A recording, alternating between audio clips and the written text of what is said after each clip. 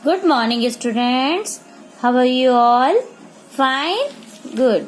Okay. As you know, in the previous video, we have read our rhyme bookshop. Okay, so come to your another chapter. Chapter number 7, The Train to Asman. Okay, so in this story, in this chapter, there are two girls, Kate and Maddie. Kate and Maddie नाम की दो लड़कियां हैं जो कि trip पर जा रही हैं। ट्रिप क्या होती है? जब हम कोई नई जगह विजिट करने जाते हैं अपने फ्रेंड्स के साथ या फैमिली के साथ। तो वो दोनों कहाँ जा रही थी? Are on a trip to Egypt. Egypt घूमने जा रही थी। अभी दोनों घूमने तो जा रही होती हैं, लेकिन रास्ते में उनके साथ एक हादसा हो जाता है। ठीक है, क्या हादसा होता है? जो उन्हें एक चोर मिलता है, एक थीफ मिलता है, जो कि उनके बैग को अपने बैग से रिप्लेस मतलब बदल देता है। So let's start. वो क्या कह रहे हैं? Katie and Maddy are on a trip to Egypt. वो इजिप्ट की ट्रिप पर होती हैं, दोनों जा रही होती है। Kate put her bag down on the ground to pose for a photograph. जो केट होती है वो अपना जो बैग उसने पकड़ा हुआ होता है वो साइड में रख देती है। क्यों? क्योंकि वो फोटोग्राफ कराने जा रही होती है। Her bag is stolen by a man in a black suit. जो कि उसका बैग जो होता है वो एक ब्लैक सूट वाले आदमी ने क्या कर लिया होता है? चुरा लिया होता है। Who replace it. उसको रिप्लेस कर देता है, बदल देता है। It with another brown bag के साथ बदल देता है। Inside the bag Kate and Maddy find a golden statue. और जो चोर जो उस बैग को बदल के जाता है तो वो चोर वाले बैग में क्या निकलता है? एक सोने की मूर्ति निकलती है। In a photograph they spot the man picking up Kate's bag. अब वो जब चोर उस बैग को बदल के चला जाता है, लेकिन उस समय मैडी क्या होती है? केट की फोटो खींच रही होती है, तो उस फोटो के अंदर उस चोर की भी फोटो आ जाती है। अब आगे बढ़ेंगे। It was 6 o'clock, the sun was coming up, they were on a train to Aswan and Cairo. मतलब सुबह के 6 बज रहे थे और सूरज निकलने वाला था। तब कैटी और मैडी कहाँ थे? ट्रेन में बैठे हुए थे। As we cross the countryside, जैसे वो अपनी कंट्री से बाहर होते हैं, I looked out the window and several small houses and animals. जो वो होती है मैडी होती है, वो क्या करती है? बाहर की तरफ देखती है, उसे बहुत सारे छोटे छोटे घर और एनिमल्स दिखाई देते हैं। और जो केट होती है, Kate was looking at the photograph of the man in the black suit. और जो केट होती है वो उस फोटोग्राफ को देख रही होती है, जिसमें कि वो आदमी भी नजर आ रहा होता है जिसने उनका बैग चुराया होता है। वो क्या कहती है? I have his bag and he has my bag, she said. Kate क्या कहती है कि उसके पास मेरा बैग है और मेरा बैग उसके पास है और उसका बैग मेरे पास है। Why did he take your bag and leave his bag behind? I asked her. Maddy उससे पूछती है, उसने क्यों तुम्हारा बैग ले लिया और अपना रख गया? तो I don't know, she said. Katie बोलती मुझे नहीं पता, but I need to get some information about the golden statue that is in the bag. वो कहती है कि ये तो मुझे नहीं पता कि उसने मेरा बैग क्यों लिया, पर बैग के अंदर जो गोल्डन स्टेच्यू है मुझे उसका पता जरूर लगाना चाहिए। So, Mr. John has a book on Egyptian history. Why don't you check if it has any information on the statue? जो मैडी होती है उसको कहती है मिस्टर जॉन। मिस्टर जॉन कौन है? इसमें एक और करेक्टर है जो कि जिन्होंने कि ये ट्रिप ऑर्गेनाइज करी थी। मीन्स जो ये बच्चों को घुमाने ले जा रहे थे, सर हिस्ट्री के टीचर जो थे वो थे मिस्टर जॉन। उनके पास क्या थी? इजिप्टियन हिस्ट्री की बुक थी। तो जो मैडी होती है वो कैट को यही कहती है कि तुम क्यों नहीं मिस्टर जॉन के पास जाती हो, और हो सकता है उनके पास जो बुक है हिस्ट्री की, इजिप्टियन हिस्ट्री की, उसमें उस स्टैचू के बारे में कुछ हो। I suggest. Mister John was our history teacher. उनके वो मिस्टर जॉन जो थे वो हिस्ट्री टीचर थे जिन्होंने उस ट्रिप को ऑर्गेनाइज किया था। Great idea. कैट बोलती है बहुत अच्छा आइडिया बताया तुमने, मैं मिस्टर जॉन के पास जाऊंगी। I am going to ask Mister John for this book. उस बुक के बारे में पूछूंगी ताकि मुझे इस स्टैचू के बारे में पता चल सके। I find out about the hieroglyphy and the statue. कहती है कि हीरोग्लिफी क्या होता है? एक सिंबल होता है, किसी भी कंट्री का सिंबल होता है या कोई ऐसी पिक्चर होती है जो किसी कंट्री के उसको दर्शाती है कि इस कंट्री से रिलेटेड है। अब तो कहती है मैं जान के रहूंगी। I will be back soon, मैं जल्दी आती हूँ, कैटी बोली। She got up and went out, वो खड़ी हुई और निकल गई। I looked at the people on the train, Katie ने बहुत सारे और लोगों को ट्रेन में बैठे हुए देखा। A man in front of me, Katie एक जगह बैठती है तो देखती है कि एक आदमी उसके सामने बैठकर न्यूज़पेपर पढ़ रहा होता है। तो आई looked at the words on the front page, I looked at the words on a front page. जो कैटी होती है वो देखती है न्यूज़पेपर के आगे कुछ वर्ड्स लिखे होते हैं, but I could not read them since the newspaper was in Arabic, मतलब लेकिन वो उन वर्ड्स को पढ़ नहीं पाती है क्योंकि वो अरबिक में होते हैं।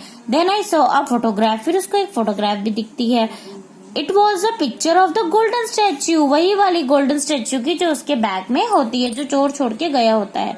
फिर कैटी जो होती है उस आदमी से पूछती है, कहती है उसको, hello I said to the man, वो उस आदमी को कहती है जो न्यूज़पेपर पढ़ रहा होता है कि डू यू स्पीक इंग्लिश, क्या तुम्हें इंग्लिश आती है, इंग्लिश बोल सकते हो। ही नोडेड, वो सिर हिलाता है, यस उसे आती है। व्हाट डज दिस स्टोरी से प्लीज, वो कहती है कि क्या तुम इस स्टैच्यू के बारे में जो कहानी जो भी इंफॉर्मेशन लिखी है वो बता सकते हो। आई आस्क्ड हिम कर्सली, मतलब उसने एकदम उत्तेजना के साथ, मतलब उसे एकदम घबराहट होने लगी ना कि ये वही स्टैच्यू है जो मेरे पास है, तो ऐसा इसके बारे में क्या है, तो वो जानने के लिए एकदम कर्सली, एकदम उसने एंगरली पूछा, उत्साह के साथ। ही रीड फ्रॉम द न्यूज़पेपर, उस आदमी ने उस न्यूज़पेपर में पढ़ा और उसे क्या मिला, गोल्ड स्टैच्यू इज मिसिंग।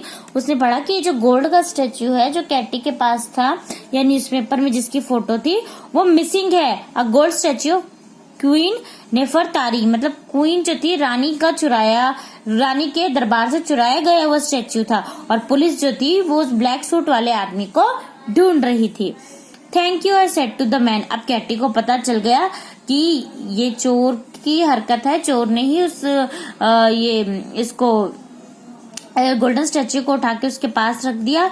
तो फिर वो क्या बोलती है कि thank you I said to the man, man को वो क्या करती है, थैंक यू बोलती है, और वो जो आदमी होता है he smiled at me and went back to reading his newspaper, वो भी इसको स्माइल देता है और फिर से अपना न्यूज़पेपर पढ़ने लगता है।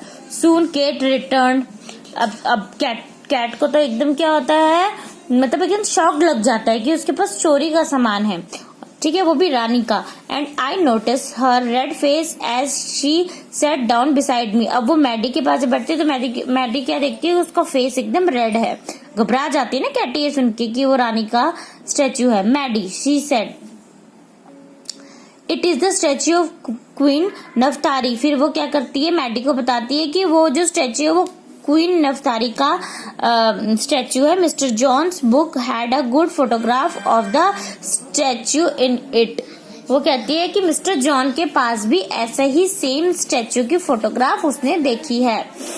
The train reach Aswan at 6 o'clock that evening, अब शाम के 6 बज गए थे और ट्रेन कहाँ पहुंच गई थी, आसवान पहुंच गई थी। केट वॉज स्लीप, केट सो रही थी।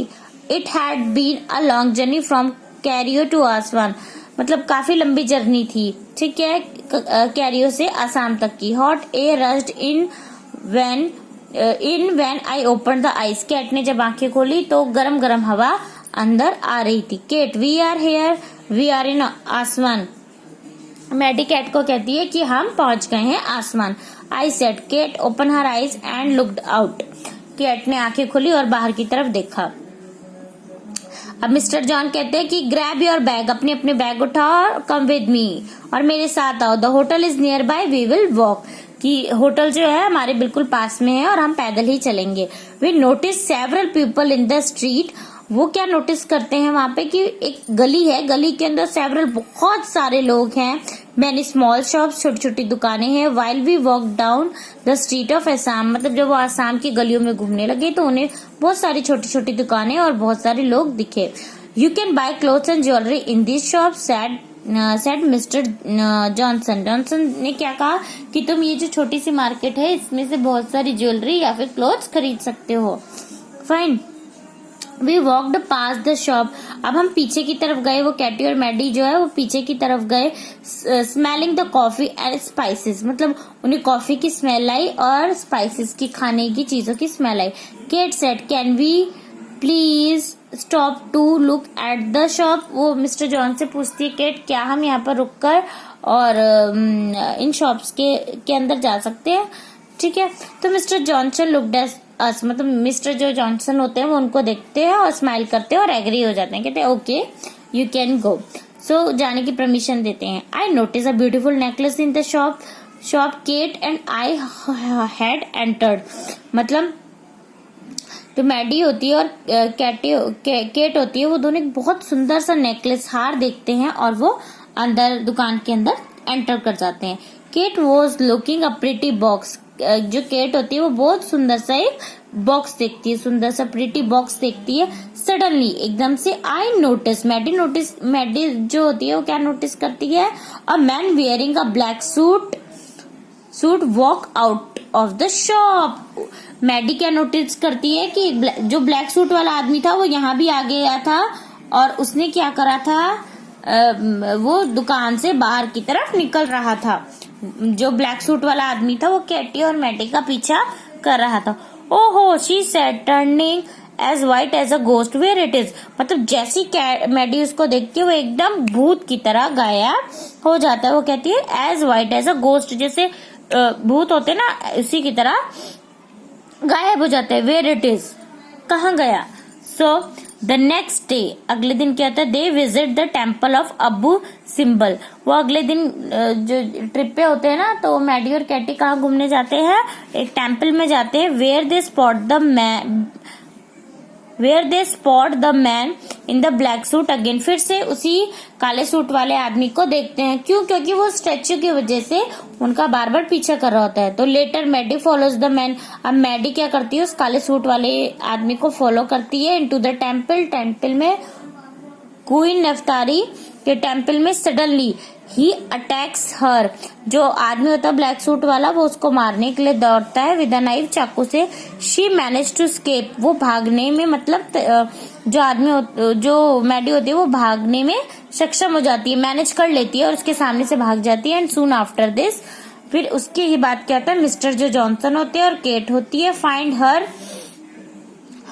Her and the police arrest the man, मतलब क्या होता है, वो मैडी को ढूंढने में कौन, मिस्टर जॉनसन और केट जो होते हैं वो मैडी को ढूंढने में कामयाब हो जाते हैं और उस चोर को पुलिस से पकड़वा देते हैं। Okay, so this is your story, hope you understand this story. Okay, so read this chapter again.